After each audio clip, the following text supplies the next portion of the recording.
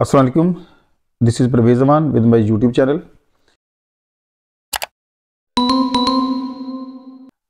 Viewers, आप पिछले कुछ दिनों से छोटे छोटे ड्रामे आपको देखने में काफ़ी सारे मिल रहे हैं, जिनमें साइफ़र केस में इमरान खान की ज़मानत है और शाह महमूद कुरैशी साहब की ज़मानत है।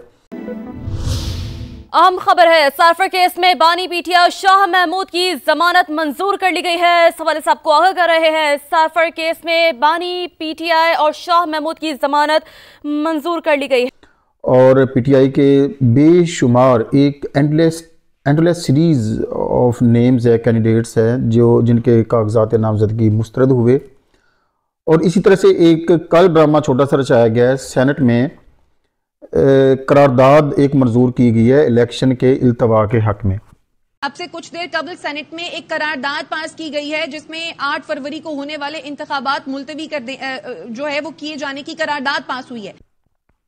बाजार आपको ये बहुत बड़ी खबरें लग रही हैं और काम और चीज़ें अच्छाई की तरफ और बेहतरी की तरफ जाती हुई आपको शायद महसूस हो रही हूँ, जिसमें ये कहा जा रहा है कि पीटीआई चेयरमैन इमरान खान और शाह महमूद कुरैशी की साइफर केस में ज़मानत का होना अदलिया की आज़ादी और इंडिपेंडेंट वर्किंग की निशानदेही करता है और एक एक्टिव जो अदालती सिस्टम है उसकी निशानदेही कर रहा है।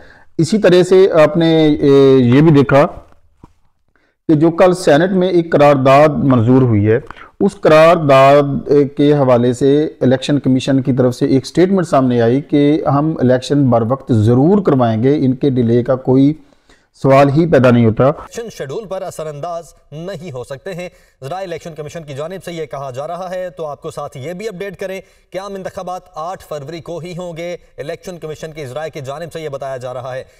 और इसी तरह से जो आज कल के दिन में कुछ आपको डेवलपमेंट्स और भी नजर आई हैं कि कागजात नामजदगी भी जिनके मुस्तरद किए गए थे उनके मंजूर किए जा रहे हैं। चेयरमैन शाह महमूद कुरैशी और उनके बेटे जैन कुरैशी के उमरकोट से कौमी असम्बली के हल्का NA 214 के कागजात नामजदगी मंजूर कर लिए। दोनों ने कागजात बाजार आपको और मुझे, एक आम आदमी को ऐसा ही लग रहा है कि चीजें ठीक हो रही हैं, अच्छाई की तरफ जा रही हैं, लेकिन ये दर हकीकत ऐसा नहीं है। ये हकीकत में उस धूल को साफ करने की कोशिश है, डस्टिंग की जा रही है फेस पर से, जो एक इस अदलिया, इस सिस्टम, इस एस्टेब्लिशमेंट और इस so called care taker setup के मुंह पर धूल जम चुकी है। अवामी इस्तेसाल और अवामी हकूक की पामाली की धूल जो इनके चेहरे पर जमी है, उसको साफ करने की एक मामूली सी ये ट्रायल है। ये छोटे छोटे क्लिप्स चलाए जा रहे हैं। किस तरह से चलाए जा रहे हैं, आइए मैं आपके साथ इनको शेयर कर देता हूं। नाज़रीन, साइफर केस के पल्ले था ही कुछ भी नहीं। साइफर केस बनता था सजाए मौत का और उम्र कैद का कि अगर इमरान खान ने कोई स्टेट के ऐसे मामलात किसी दुश्मन मुल्क के साथ शेयर किए होते, किसी मुखालफ के साथ शेयर किए होते, जिससे स्टेट को नुकसान हुआ होता, स्टेट खतरे में होती, स्टेट की बका खतरे में होती। ऐसा तो था ही कुछ भी नहीं। इन्होंने तो एक साइफर का ड्रामा रचाया था अवाम की तवज्जो इमरान खान से हटाने के लिए, लेकिन बदकिस्मती इनकी देखिए कि जैसे जैसे ये उसको दबाने की कोशिश कर रहे हैं, वैसे वैसे वो प्रोमिनेंट होता चला जा रहा है। उसने कहा था ये बेवकूफ हैं, ये पहले बेवकूफ समझते रहे अवाम को, ये अवाम को भोले बादशाह समझते रहे, लेकिन ये खुद भोले बादशाह हैं, ये खुद बेवकूफ हैं। इनको अकल नहीं है, इनको समझ ही नहीं आ रही है कि ये करते कुछ है, वो सारा कुछ उल्टा इनके गले में पड़ जाता है। अब सबसे पहले इमरान खान ने जब हुकूमत से उसको निकाला जा रहा था तो उसने एक बात की थी, शायद आपको याद हो, कि मैं हुकूमत से निकलने के बाद इससे भी ज्यादा खतरनाक हो जाऊंगा। तो डेफिनेटली आपने देखा, मैंने भी देखा, सबने देखा कि वो जब निकला है गवर्नमेंट से तो वो बहुत ज्यादा खतरनाक हो गया और डेली बेसिस पर उसने एक नहीं दो जलसे कर डाले और एक बहुत बड़ा हजूम उसने इकट्ठा कर लिया। उसने टफ टाइम दिया शहबाज शरीफ की गवर्नमेंट को। उसके बाद उसको फिर जेल में डाल दिया गया, तो वो मजीद उससे भी ज्यादा इनके लिए खतरनाक हो गया है। साइफर केस की तरफ मैं आता हूं। साइफर केस के पल्ले था ही कुछ भी नहीं।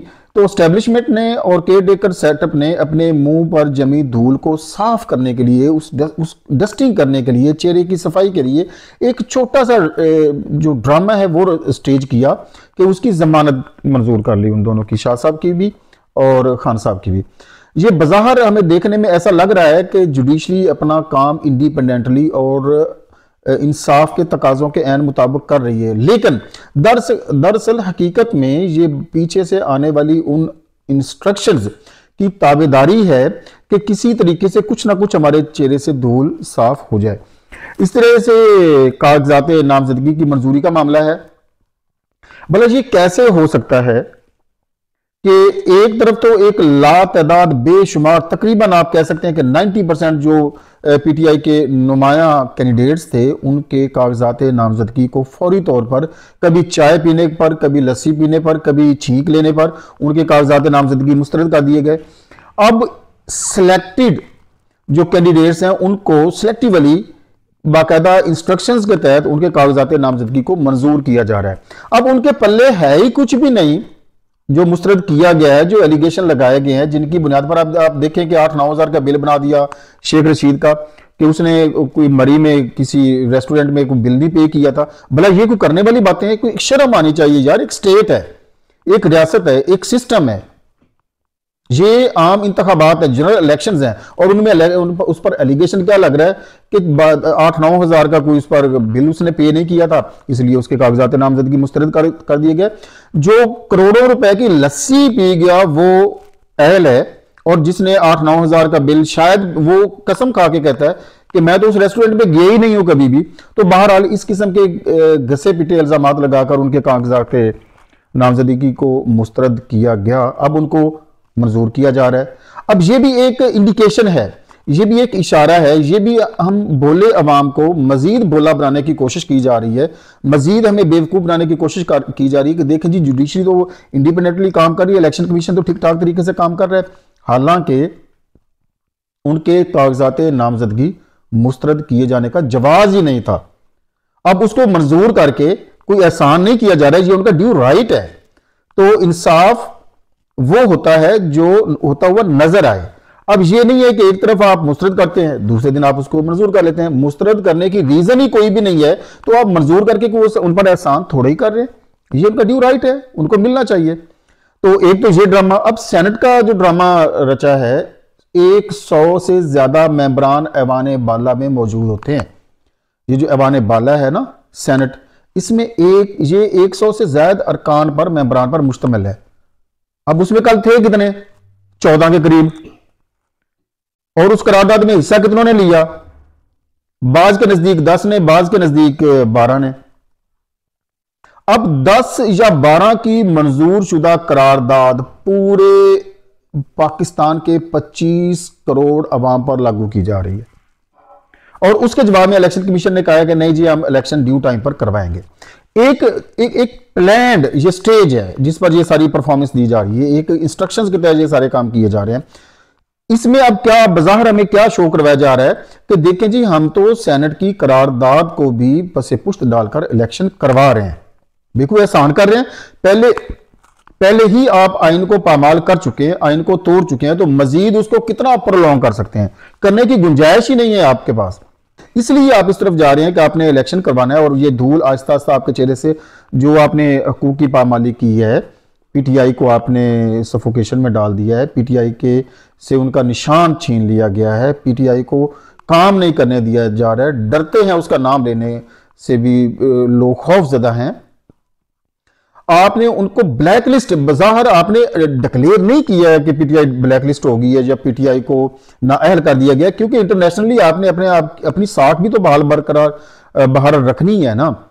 तो उससे डरते हुए आपने एक बड़े नपे तुले अंदाज में उनसे उनका इलेक्शन का ड्यू राइट छीनने की जो कोशिश की है, और उसकी वजह से जो लानतों की धूल जो आपके चेहरे पर जम चुकी है, वो इतने आसानी से इन छोटे छोटे टिश्यू पेपर से साफ होने वाली नहीं है। उसके लिए अगर वाकई आप ईमानदारी से काम करना चाहते हैं तो ट्रांसपेरेंट तरीके से इलेक्शन करवाएं, एक लेवल प्लेइंग फील्ड दें पीटीआई को भी, इंडिपेंडेंटली इलेक्शन लड़ने दें, फिर देखना क्या होता है। ये छोटे छोटे ड्रामे किए जा रहे हैं, इनसे अवाम बिल्कुल भी मुतासर होने वाली नहीं है। अवाम जानती है कि उनके साथ क्या किया गया, क्या जुल्म, क्या सितम, क्या बर्बरियत उन पर की गई है, और आपके मुंह से वो धूल जो है वो इतनी जल्दी साफ होने वाली नहीं है। Thank you very much. Allah हाफिज़।